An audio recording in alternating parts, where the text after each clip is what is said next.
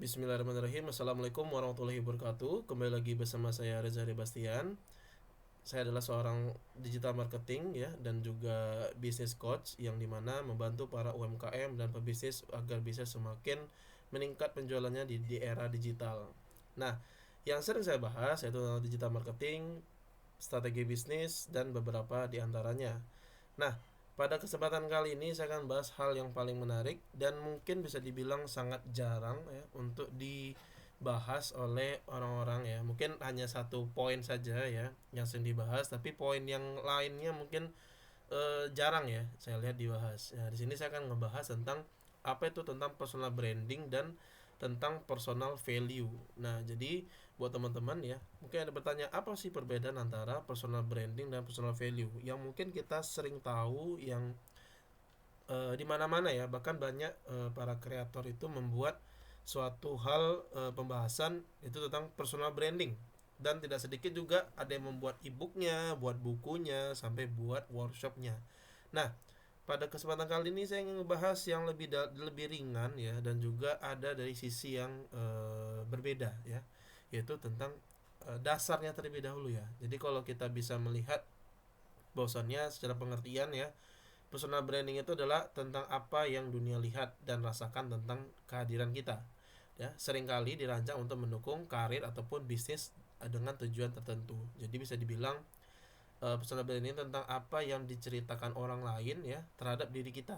Kalau kata para motivator di luar sana yaitu ya Jeff Bezos ya kalau tidak salah mengatakan ya personal branding itu adalah tentang bagaimana orang menceritakan kita pada saat kita tidak berada di ruangan tersebut.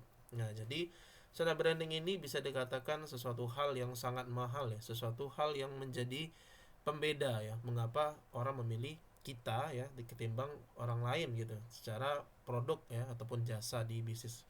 Nah, secara karakteristik kita juga bisa belajar bahwasannya personal branding ini kalau secara eksternal kita tahu bahwasannya itu fokus ya pada bagaimana kita ingin dikenal oleh orang lain. Orang itu ingin membicarakan tentang kita itu sebagai seorang siapa. Nah, kalau secara strategis ya itu dibangun secara sadar ya melalui komunikasi, visual dan aksi kita. Jadi tidak ada istilahnya itu personal branding terbangun secara tidak sadar, itu tidak mungkin. Itu pasti kita sudah rancang. Kita ingin menjadi seorang ahli di bidang ilmu komunikasi misalnya. Tentu kita membahas tentang bagaimana komunikasi yang baik, tentang bagaimana cara kita menyampaikan sebuah pesan yang terstruktur, sistematis dan tepat pada audiensnya. Ataupun kita misalnya menjadi seorang pakar di bidang kesehatan misalnya. Tentu kita membahas tentang kesehatan apa? Apakah kesehatan secara fisik kah? Apakah kesehatan secara mental kah? Atau hal-hal apa yang ingin kita bahas? Atau mungkin kita sebagai pakar yang ahli ya, yang ingin kita dibahas, walaupun kita mungkin belum dikatakan seorang pakar ya, bisa dikatakan masih praktisi misalnya.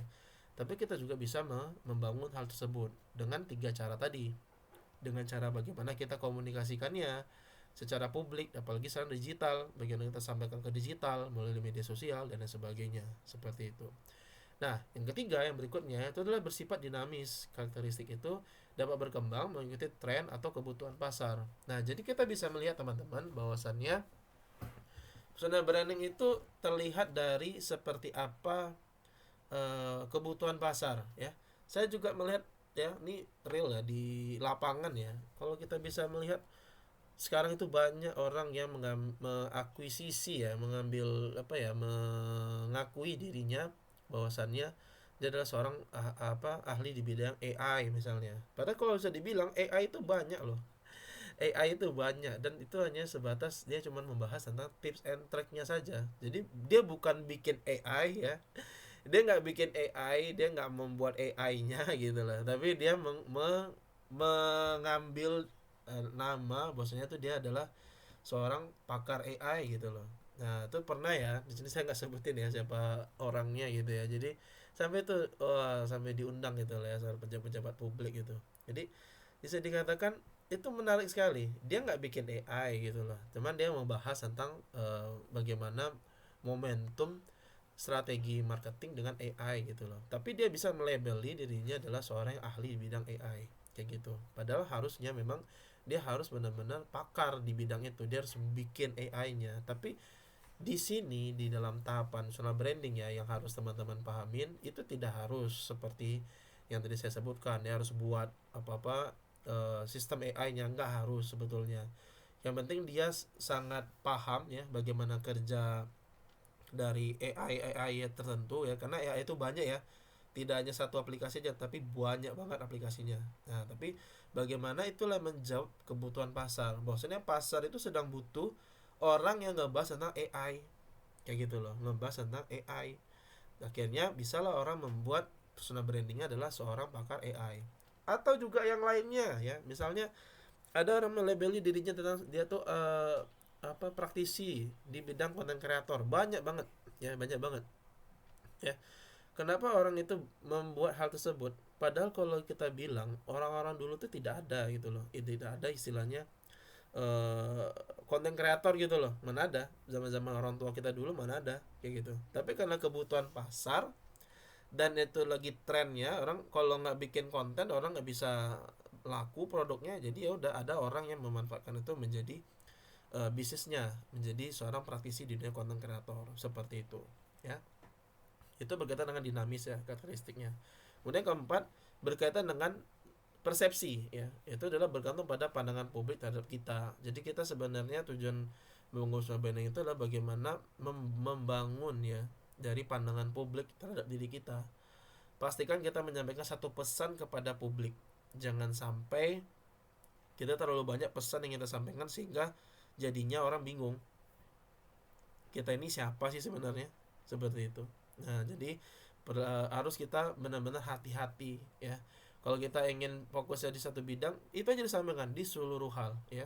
Ini berkaitan dengan nomor 5 ya, medianya.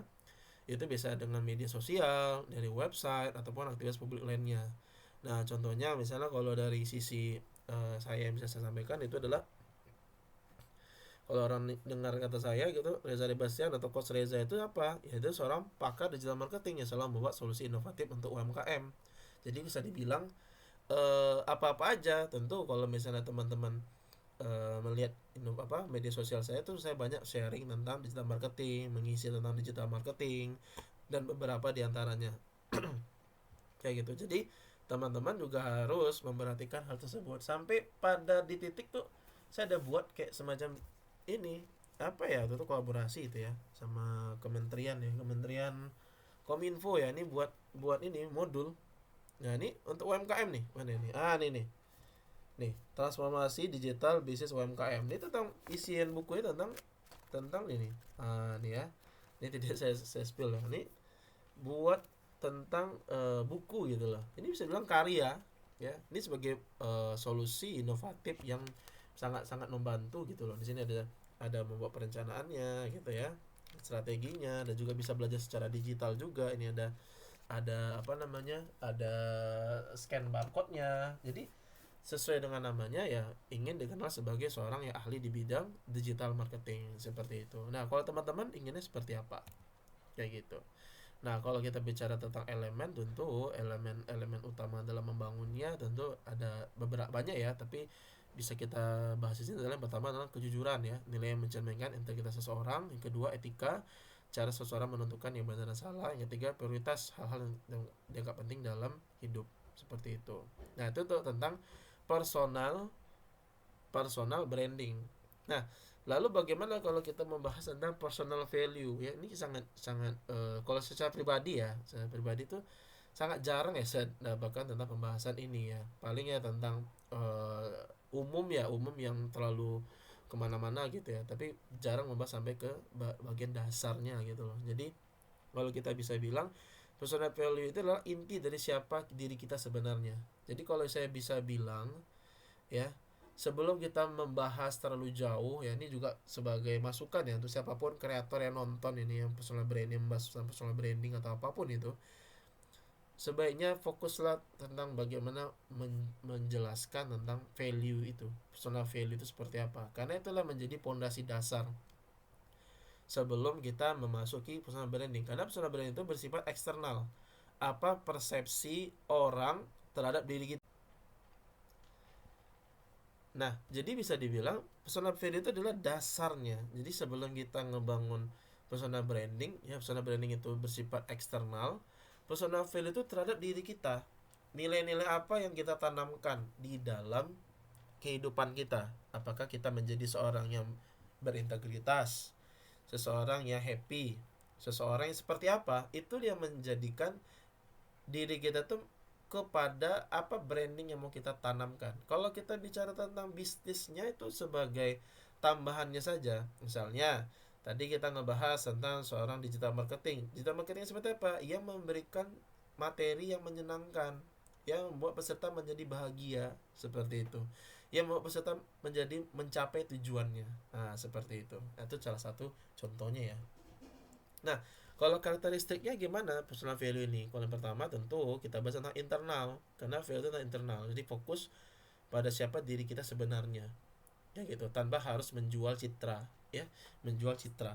Yang kedua, prinsip dasarnya adalah lebih kepada etika, moral dan kepercayaan pribadi kita, kayak gitu. Itu paling dasarnya. Ketiga, yang tetap atau relatif, tidak mudah berubah kecuali terjadi pergeseran paradigma besar. Jadi ketika kita sudah membangun sebuah value dalam diri kita, itu jangan sampai kita mengubahnya gitu. Kalau misalnya kita ingin dikenal sebagai orang yang tenang, yang kalem gitu ya, maka itu juga nanti akan kita sampaikan ke publik gitu loh, menjadi orang yang tenang, yang kalem. Tapi kalau kita tipe orang yang apa, tegas gitu ya, tegas itu tegas juga kita sampaikan. Atau kita jadi pribadi yang ceria, ya ceria juga kita sampaikan.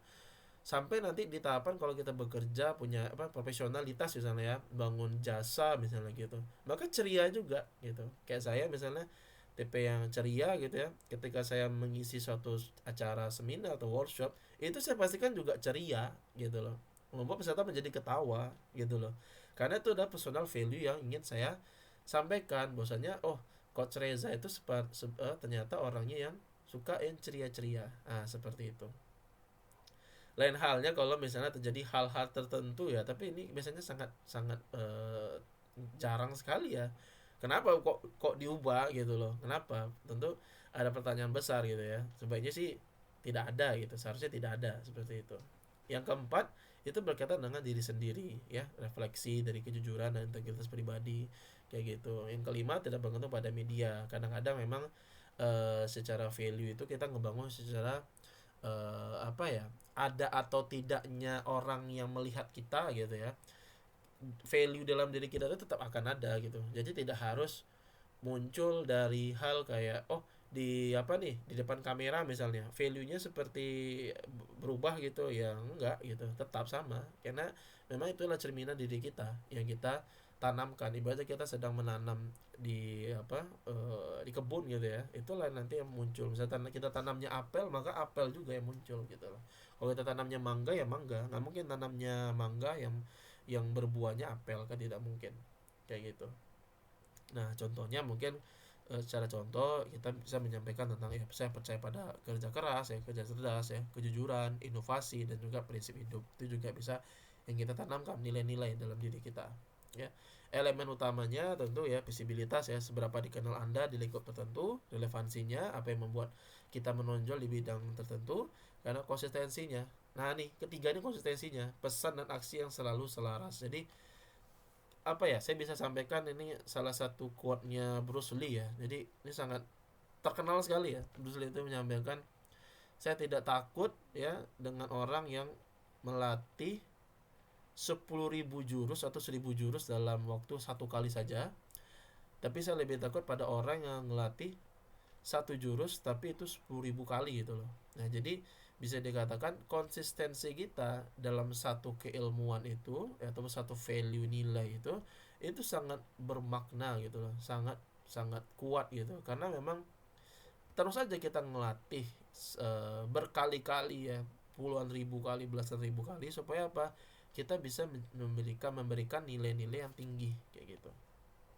Nah, tentu dengan hal tersebut kita juga perkuat nih, tadi saya sampaikan ya tentang bagaimana kita ngebangun apa namanya, sebuah nilai ataupun sebuah branding gitu ya. Nah, kita juga harus berikan testimoni. Ini juga testimoni dari peserta peserta saya juga ya. Nah, ini dia menyampaikan tentang apa namanya, hasil nih yang dia dapatkan nih, Masya Allah banget nih, dia nyampaikan tentang nih. Saya baca aja ya. Alhamdulillah ya teman-teman, naiknya cepet banget nih. Waktu itu ngiklan ya, iklan di media sosial, di TikTok gitu ya.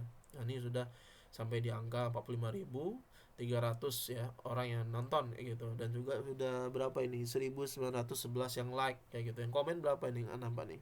Nah, cukup banyak ini. Nah, bahkan sampai sampai bisa dikatakan mereka itu bisa menjadi marketing gratisnya kita gitu loh. Nih teman-teman bisa baca nih ya. Nih, kapan bisa pelatihan lagi nih sama coach ya, ilmunya betul-betul dikupas tuntas gitu. Nah, ini dia yang ngechat ya ini. Itu juga nih waktu itu yang ngadain dari apa? Kementerian ya, Kementerian Kominfo gitu ya, Bakti Kominfo. Bakti Kominfo sekarang ada Bakti Komdigi ya namanya. Ini juga sampai ini.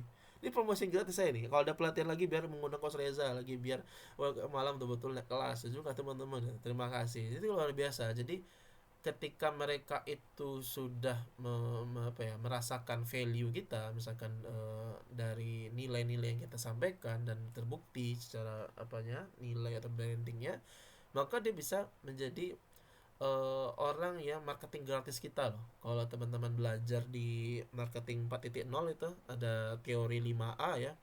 A yang terakhir itu kan advocate, merekomendasikan kayak gitu. Nah, ini juga ada nyambung ini ya, chat yang berikutnya ya. Nah, disampaikan juga ini ini adalah pelatihan yang terpecah, pakai banget selama saya mengikuti pelatihan, banyak nilai plusnya. Selain kita lebih akrab dengan teman baru, juga ilmunya daging banget. Biasanya teman paling nambah 2-3 orang saja, karena biasanya ngumpul per kecamatan kayak gitu. Nah, dia nyampaikan tuh, jujur saya juga kaget ya, saya baru apa ya, nggak nyangka juga biasanya pelatihan itu seperti itu rupanya ya. Jadi dia nyampaikan biasanya teman cuma nambah 2 atau 3 orang aja, ini bisa begitu sampai seluruhnya gitu loh, menyatu dalam kekompakan.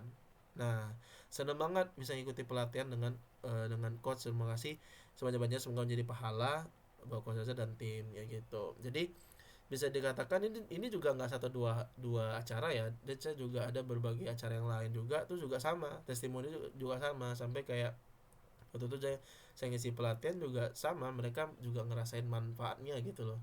Bisa dikatakan buat apa ya, ownernya juga tuh nyampaikan tuh ke saya waktu itu, ini di acara pelatihan yang lain ya, tentang di apa, di ranah yang lain, dia juga nyampaikan sampai pada akhirnya saya sampai detik ini masih diundang gitu loh di perusahaan swasta ya, kayak gitu di bidang skincare gitu. Jadi dia nyampaikan, wah seneng banget nih member distributor saya ini jadi akrab, jadi nggak nyatu semuanya, tidak tidak berasa terkota-kota, jadinya mereka jadi saling kenal gitu. Jadi pentingnya kita ketika kita sudah punya value itu ya, ketika sampaikan kepada mereka, kepada audiens, hal yang juga sama gitu loh, sehingga terbentuklah nanti apa, personal brandingnya. Nah, ini jadi ini saya ingin sampaikan ya, bahwasannya secara perbedaan nih, secara ringkasan ya, bisa teman-teman baca bahwasannya personal branding itu bersifat eksternal, fokus kepada persepsi publik ya. Kalau internet fokus pada keyakinan kita pribadi ya, keyakinan apa yang kita tanamkan, yang kita install gitu. Tujuannya membentuk citra kalau personal branding ya. Kalau personal value itu menjadi pedoman dalam mengambil keputusan. Kalau fleksibilitasnya bisa disesuaikan dengan kebutuhan dan tren. Kalau value itu lebih stabil dan tidak mudah berubah. Kalau secara pengaruh dipengaruhi oleh cara komunikasi dan media. Kalau value itu dipengaruhi oleh pengalaman hidup dan pendidikan. Nah, seperti itu. Nah, contohnya ini juga ya. Contoh saya harus seorang motivator sukses di bidang bisnis. Kemudian saya percaya pentingnya berbagi ilmu untuk kesuksesan bersama. Jadi itulah teman-teman ya yang bisa saya sampaikan. Semoga terinspirasi ya, dan juga bisa menjadi cikal bakal buat teman-teman ngebangun nilai-nilai di dalam bisnisnya, usahanya, agar semakin lebih baik lagi, lebih sukses lagi, dan tentu saja bisa mudah dikenal. Karena bisa dikatakan personal branding itu dan personal value itu sangat berpengaruh terhadap kesuksesan kita, apalagi kita yang bekerja di bidang kreatif ya. Itu sangat penting sekali, sangat penting sekali untuk ngebangun citra kita ataupun juga nilai kita kepada orang banyak. Sekian dari saya. Kalau teman-teman merasa manfaat silahkan like ya, kalau tidak suka silahkan dislike, dan kalau ada pertanyaan silahkan chat di kolom komentar ataupun insight baru-baru ya mungkin ingin disampaikan terhadap materi ini. Dan subscribe jika misalnya teman-teman merasakan manfaat dari video ini, Dan sekian dari saya, terima kasih. Sampai jumpa di video-video bermanfaat berikutnya.